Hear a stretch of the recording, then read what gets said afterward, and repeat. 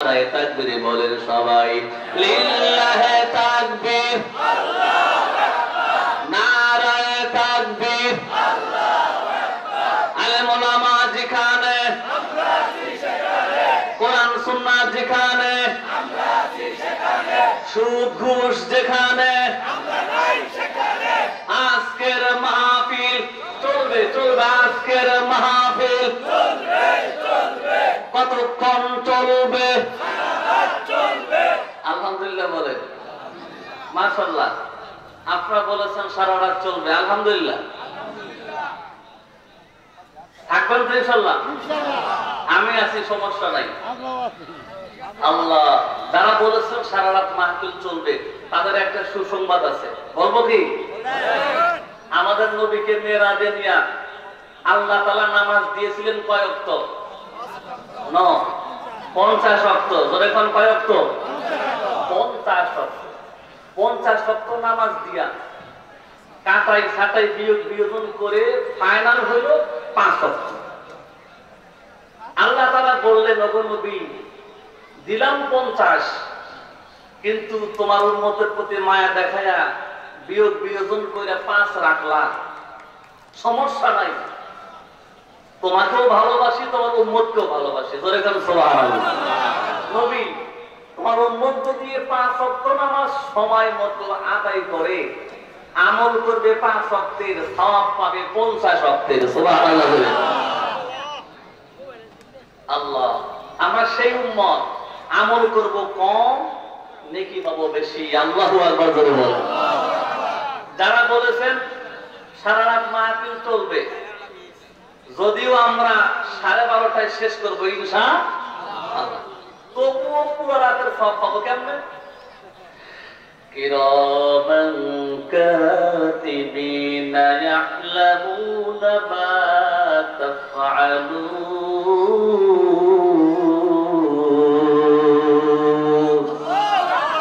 কিরামান কাতিবিন যারা লেখে, এরা লিখে ফেলাইছে। যখন বলেছেন সারা রাত চলবে, ফেরেশতা কি এর উল্টা লিখবে? কিরামান কাতিবিনের দায়িত্ব, সঙ্গে সঙ্গে লিখছে। দিদপুরের আব্দুল্লাহর পোলা মাহফিল শুনবে রাত, পুরা রাত ফজর পর্যন্ত, নাম লিখে ফেলাইছে। যদিও আমরা দুর্বল বান্দা, আগে চলে যাব, আল্লাহ কিরামান কাতিবিনের লেখার ওসিলায় সারা রাত ওয়াজ করা ও শোনার সওয়াব আমলনামায় দিয়ে দিবে। আপনারা খুশি না বাজার? এই মাইক ডিস্টার্ব করে, একবার আওয়াজ বেশি একবার কম, একুরেট আওয়াজ রাখো, সমস্যা নাই। হালকা ইফো দাও, একুরেট আওয়াজ রাখো, আমার মতো করে কথা বলছি। আমরা এখন আলোচনায় আসবো ইনশাআল্লাহ। কিছুক্ষণ আপনাদের বাংলা ভাষায় কথা বলবো, তারপরে সুর সার দেবনি, নাকি বলেন? শ্রোতারা তো মনে করেন যদি ভালো কথা বলা হয়, কয় হুজুর বক্তব্য দিতেছে, ওয়াজ করতেছে না। আর যখন কানে আসবে সুর দিব, তখন আমি ওয়াজ করতেছে। কথা ঠিক না? কিছু কথা বোঝার জন্য সুর ছাড়া বলতে হয়। 1 নাম্বার শোনেন, যে সূরা তেলাওয়াত করেছি, সূরার নাম সূরা আসর।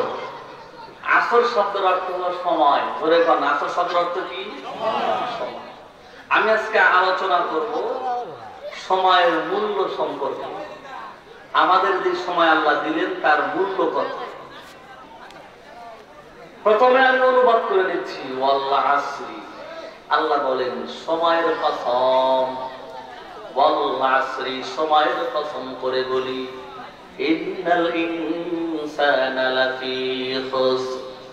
আল্লাহ বলে, ও দুনিয়ার ইমানদাররা শুনিয়া নাও, আমি আল্লাহ স্বয়ং কসম করে বলতেছি সময়ের। আল্লাহ বলেন, আমি আল্লাহ সময়ের কসম করে বলতেছি, সকল মানুষ ক্ষতির মধ্যে আছে। সকল মানুষ ক্ষতির মধ্যে আছে। কসম করলেন। এবার আপনারা বুঝেন কসম করা হয় কেন?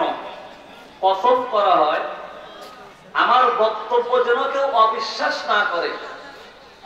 নিজের বক্তব্যকে শক্তিশালী করার জন্য বক্তা, কথা বলনেওয়ালা কসম খায়। কথা ঠিক তবে ঠিক।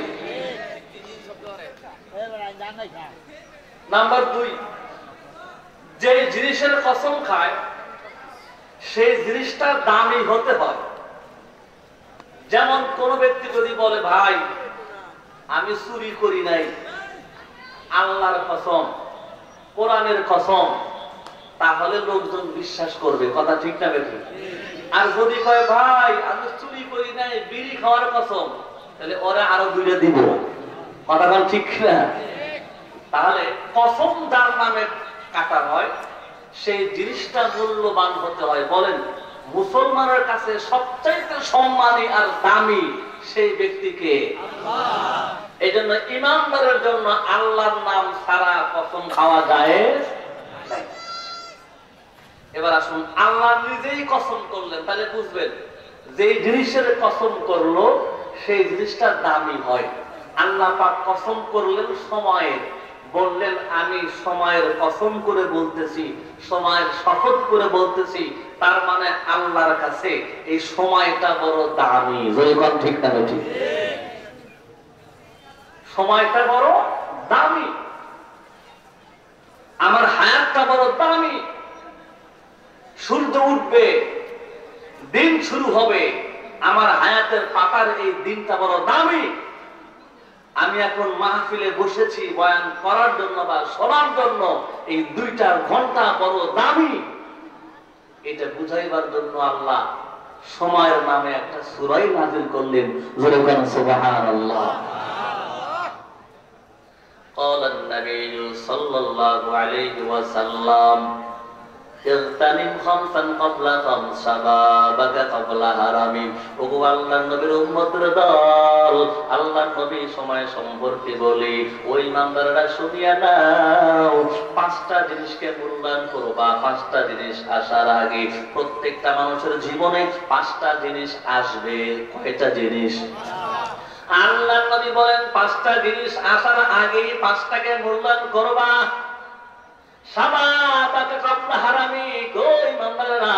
আল্লাহ নবী ডাকতে বলে 1 নাম্বার হলো তোমার যৌবনকাল। যৌবনকালকে মূল্যায়ন করো। পৌরত্ব আসার আগে, বুড়া আসার আগে, বৃদ্ধ আসার আগে, বার্ধক্য আসার আগে একজন মানুষ প্রথমে যৌবনে পদার্পণ করে, এরপরে বুড়া হয়। কথা বল ঠিক কিনা? আজকে যাদের মাথার চুলগুলো কালো, 40 বছর পর মাথার চুল সাদা হয়ে যাবে, দাড়িগুলো সাদা হয়ে যাবে, দাঁতগুলো পড়ে যাবে, চামড়াটা ঢিল হয়ে যাবে, কথার মধ্যে কেমন যেন দুর্বলতা আসবে, যৌবন চলিয়ে যাবে। আমার নবী ডাকতে বলে, বান্দা আমার উম্মত, যৌবন কালকে মূল্যায়ন করো বার্ধক্য আসার পূর্বে। কারণ বার্ধক্য যখন আসিয়া যাবে তাহাজ্জুদের নামাজে দাঁড়াইতে পারবা না। বার্ধক্য যখন আইসা যাবে আধা ঘন্টা হাঁটিয়া নামাজে যাইতে পারবা না। বার্ধক্য যখন আইসা যাবে তুমি ঠিক মতো রোজা পালন করতে পারবা না। ঠিক না ঠিক? এই জন্য বার্ধক্য আসার আগে যৌবন কালকে বড় মূল্যায়ন করো। এই জীবন ভালো করে সরিয়ে রাখো। কালান নবী সাল্লাল্লাহু আলাইহি ওয়াসাল্লাম সাবাতুন ইউযিল্লুহুমুল্লাহু ফি যিল্লিহি ইয়াওমা লা যিল্লা ইল্লা যিল্লুহু। আবু হুরায়রা থেকে বর্ণিত, নবীজি বলেন কিয়ামতের কঠিন ময়দানে 7 শ্রেণীর মানুষকে আল্লাহ আরশের নিচে জায়গা দিবে। জোরে করুন সুবহানাল্লাহ। তার মধ্যে এক শ্রেণী হলো শাবুন নাশা ফি ইবাদাতি রাব্বি। ওই যুবক, ওই যুবতী যারা যৌবনকালে নামাজে দাঁড়াইতো, ওই যুবতী যারা যৌবনকালে পর্দা করতো, ওই যুবক যুবতী যৌবনকালে আল্লাহর ডাকে সাড়া দিত, যৌবনকালে কোরআন পড়তো, যৌবনকালে তাহাজ্জুদ পড়তো, যৌবনকালে রোজা রাখতো। এক কথায় যৌবনকালে যারা আল্লাহর ইবাদত করতো, আল্লাহ পাক তাদেরকে কিয়ামতের ময়দানে আরশের নিচে জায়গা দান করবে। জোরে কোন সুবহানাল্লাহ। 2 নাম্বার, যে সমস্ত মানুষরা যৌবনকালে ইবাদত করে ওরা যখন বৃদ্ধ হইয়া যায় আল্লাহ পাক যৌবনকালের মতই সওয়াব আমলনামায় ডবল করে দেয়। সুবহানাল্লাহ। তাহলে যৌবনকাল যদি একবার চলে যায় আর দ্বিতীয়বার আসবে? আসে। কিছু কিছু চাচা আছে, আঙ্কেল আছে, যৌবনকে আবার ফিরে আনতে চায়। কথা কি বুঝতেছেন? আর একটু ভালো করে বলি তাহলে বুঝতে আসবে। দেখবেন কিছু চাচা যারা যুবক 20 বছর বয়স 25 বছর বয়স বিয়ে শাদী এখনো করে নাই, শ্বশুর বাড়ি দেখে নাই, স্ত্রী কেমন লাগে তাও জানে না, ওরা একটু দাড়ি বাড়ি কাটার চেষ্টা করে। কথা কোন ঠিক না বেঠি? এই যৌবন কালের যুবকেরা দাড়ি অনেক সময় কাটে, কিন্তু কিছু আঙ্কেল আর চাচা আছে বয়স হলো 60, জোরে কোন কত বয়স? 60 বছর বয়সে সেলুনে গেছে, সেলুনে গিয়া নাপিতকে কয়, ওই এই সাইসাতে কয়টি কয় না, এরপরে কয় কালা পানি আছে, জোরে কোন কি পানি বোঝেন নাই? কলম রাখে দে। এই চাচা 60 বছরের যখন দাড়িটা কাটে আর চুলটাতে কলম লাগায়া উনি কিন্তু যুবক সাজতে চায়, জোরে কোন কথা ঠিক কিনা? কিয়ামত পর্যন্ত কলম দিলে এই চাচা কি আর যুবক যৌবনকাল ফিরে পাবে? জোরে কোন ফিরে পাবে? এজন্য নবী কয় কলম দিয়ে কাজ হবে না, কলম দা মাত্র তাহারে কলম দিও না, তোমার যৌবন কালটা আল্লাহর জন্য লাগাইয়া দাও। যখন বৃদ্ধা হয়ে যাইবা যৌবন কালে যে পরিমাণ নেকি পাইতা আল্লাহ তার ডবল পরিমাণ নেকি আমল নামায় দিয়ে দিবে। 2 নাম্বার ওয়াসিহাতাকা ক্বাবলা সুকুমিক, নবী আমার বলে ও উম্মত অসুস্থ হইবা, সুস্থ অসুস্থ লইয়ে এই জীবন আমার আপনার, কখনো সুস্থ কখনো অসুস্থ, ধরে কোন কথা ঠিক কিনা? নবী আমার বলে যখন তুমি সুস্থতার নিয়ামতে আছো সুস্থতাকে মূল্যায়ন করো অসুস্থ হওয়ার আগে, কারণ অসুস্থ হওয়ার পর আগের মতো ইবাদত আর কাজকর্ম করা সম্ভব হয় না, ঠিক না বেঠিক? 3 নাম্বার ফারাগাকা ক্বাবলা শুকুরিক, নবী আমার বলেন ব্যস্ততা, ছুটির দিন আছে না নাই? ওই তুমি যখন অবসর, তুমি যখন ব্যস্ত মুক্ত ওই অবসর সময়কে কাজে লাগাও। কেমনে লাগাইবা? কোরআন তেলাওয়াত করো, আল্লাহর ঘর মসজিদে বারবার যাতায়াত করো, আল্লাহর সহবতে যাও, আল্লাহর গোলামি করো। কারণ তুমি যখন ব্যস্ত হয়ে পড়বা তখন আর আল্লাহর গোলামি করার সুযোগ পাইবা না। এমন হয় আম্মা যদি হসপিটালে ভর্তি হয়, স্ত্রী যদি হসপিটালে ভর্তি হয়, স্বামীর 3 দিন যাবত খানা কেনার সময় হয় না, ঠিক কিনা? এত ব্যস্ত, গোসলের সময় হয় না।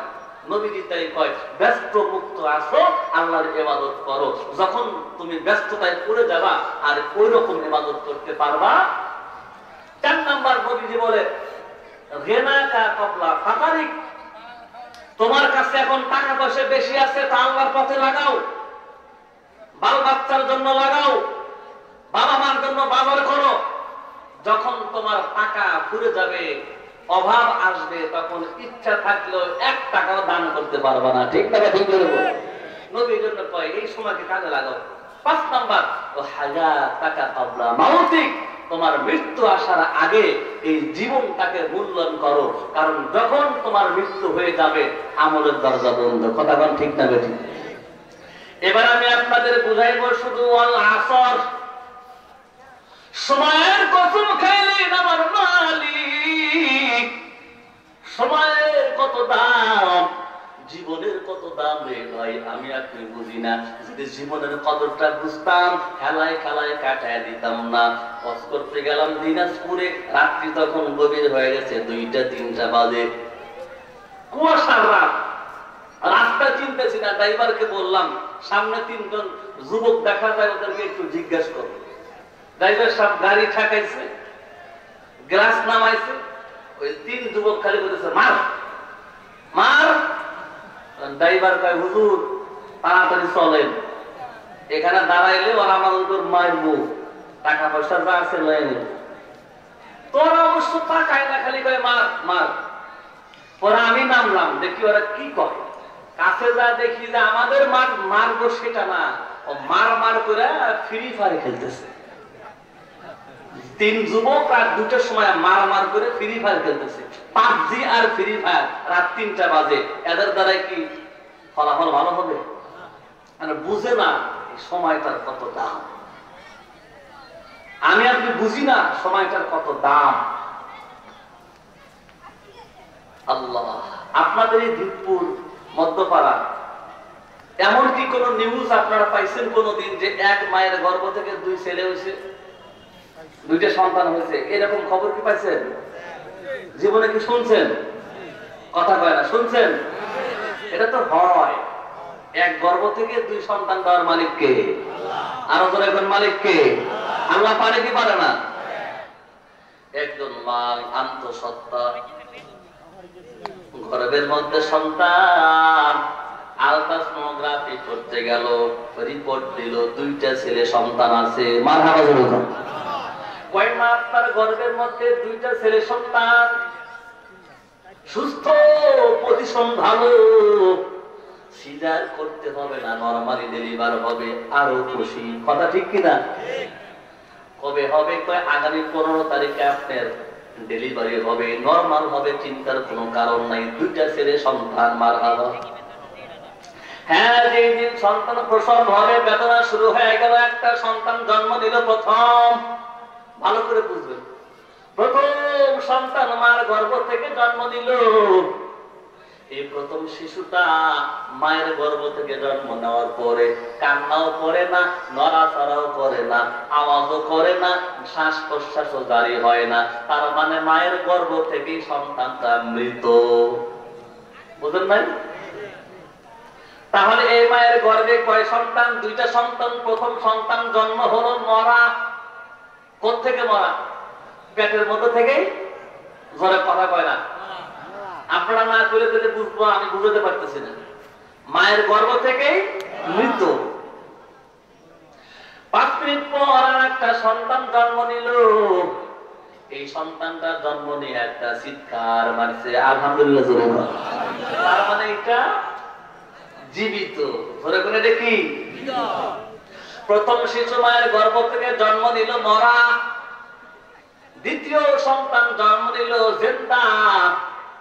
কিন্তু 1 মিনিট পর দ্বিতীয় সন্তানটাও মারা গেল। এবার বলেন মৃত সন্তানের সংখ্যা হলো কয়জন?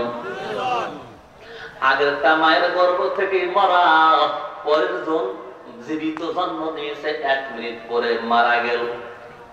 এবার আপনারা বলেন এই 2টার মধ্যে ডিফারেন্স আছে না নাই? প্রথম জন মায়ের গর্ভ থেকে মরা হওয়ার কারণে তার নাম রাখার দরকার। দ্বিতীয় জন যদি 1 মিনিট হায়াত পাইছে, এর কারণে তার নাম রাখতে হবে। আল্লাহু আকবার জোরে বলুন।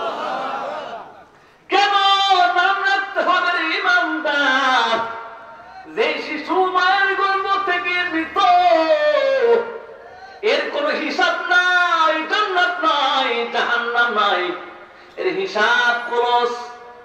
আখিরাতে আল্লাহ এর ডাকও দেবে না, জান্নাতও পাবে না, জাহান্নামও পাবে না। কারণ হলো দুনিয়ার হায়াত পায় নাই। আল্লাহু আকবার বলুন।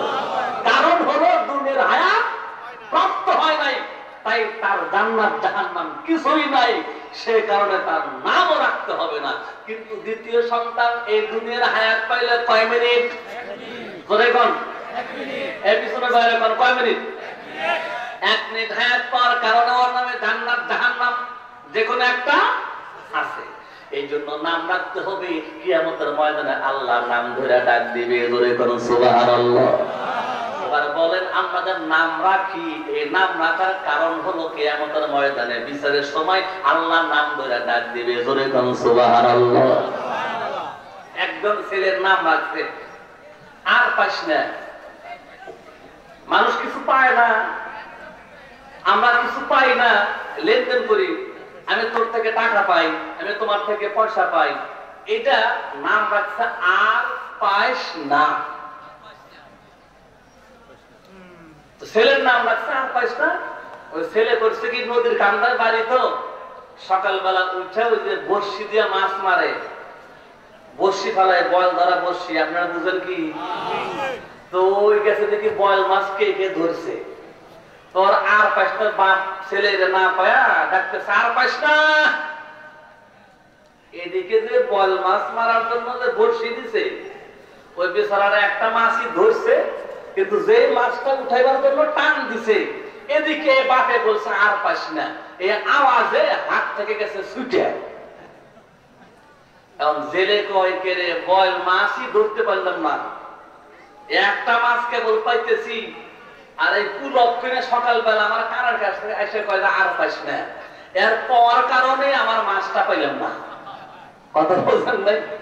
ওই বড়শির ছিপ নিয়ে এসে ধরছে পেটন, আর পাঁচটা পেটন ধরছে। এখন ওই বাপে ডাক দেয়, আমার মারো কে? কয় তুই আর পাঁচটা করলি কে? আমি আমার ছেলের ডাক দিচ্ছি। তোর ছেলেকে ডাক দিছিস নাকি আমার কাছে ফাইজলামি করতেছিস? আমার বাপে বলতেছে এতদিন তা দেখি নাই, আজকে তাই